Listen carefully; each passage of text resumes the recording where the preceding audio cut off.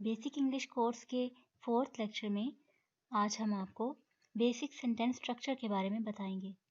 यानी तमाम parts of speech आपस में मिलकर जो सेंटेंस बनाते हैं उसमें से ख़ास अज्जा कौन से हैं या ख़ास हिस्से कौन से हैं।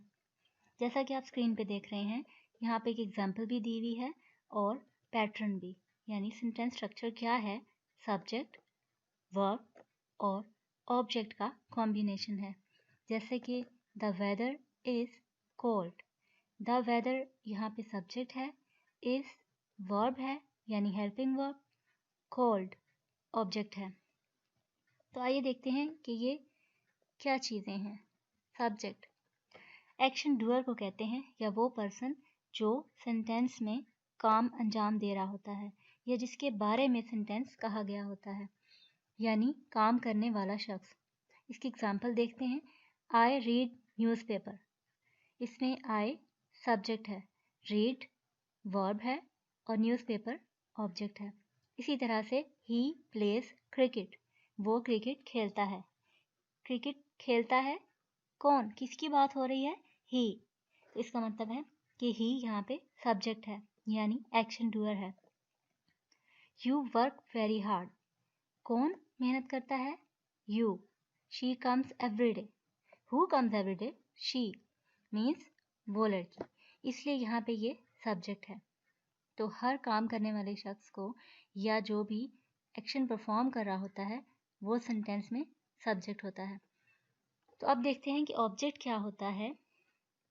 बेसिकली सेंटेंस में जो भी नाउन या प्रोनाउन एक्शन को रिसीव कर रहा होता है वो ऑब्जेक्ट होता है, यानी जिस पे काम हो रहा हो।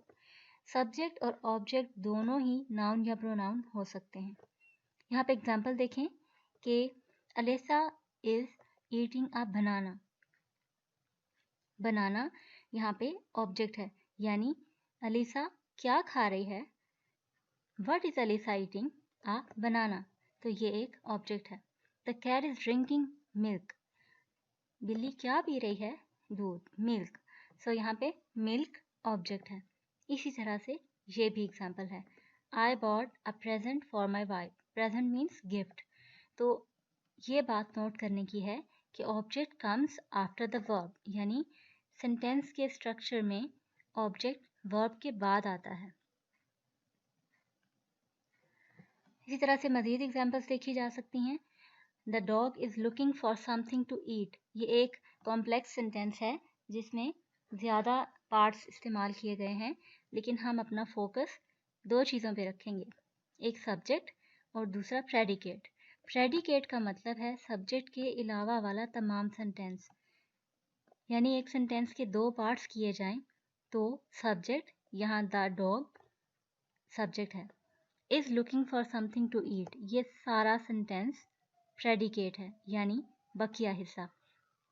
The sun is very far away from earth. The sun यानी सूरज सब्जेक्ट है, एक्शन डूअर है, और is very far away from earth ये सारा हिस्सा प्रेडिकेट कहलाएगा। PREDICATE predicate. She fell asleep on the bench. She subject है, fell asleep on the bench predicate है। My books are lying on the table. My books subject और are lying on the table यहाँ पे predicate के तौर पे इस्तेमाल हुआ है। तो ये इसकी कुछ एग्जांपल्स थी। इसी तरह से बेसिक सेंटेंस स्ट्रक्चर में ऐसे सेंटेंसेस भी होते हैं जिसमें आप वर्ब को पहले ले आते हैं, फिर सब्जेक्ट होता है और फिर ऑब्जेक्ट होता है। तो वो हेल्पिंग वर्ब कहलाता है जो स्टार्ट में आता है। यहाँ पे एग्जांपल देखें। इज़ द वेदर कोल्ड, यानी क्वेश्चन किया जा रहा है, तो इसमें सब्जेक्ट दरमियान में आ जाएगा और हेल्पिंग वर्ब पहले आ जाएगा और ऑब्जेक्ट उसी जगह पे रहेगा। ऑब्जेक्ट की जगह में तब्दीली नहीं आएगी। इसी तरह से बेसिक सेंटेंस स्ट्रक्चर में जब हम नॉट का इस्तेमाल करते हैं तो वो कहाँ पे आएगा? सबसे पहले सब्जेक्ट, फिर वर्ब और फिर नॉट और फिर ऑब्जेक्ट।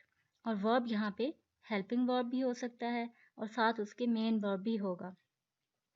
यानी the weather is not cold, यहाँ पे निगेशन का इस्तेमाल किया गया है।